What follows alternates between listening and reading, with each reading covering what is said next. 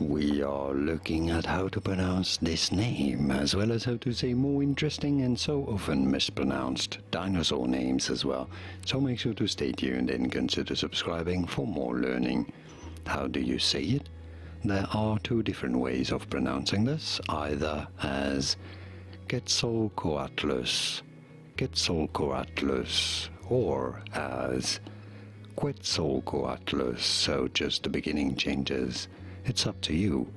Quetzalcoatlus or Quetzalcoatlus. And now you know. Did you get this? Was this any helpful? Let me know in the comments and by using the like button. Thank you so much for your support. Here are more videos on how to pronounce more interesting dinosaur names whose pronunciations aren't always obvious. I'll see you there to learn more. Thanks for watching.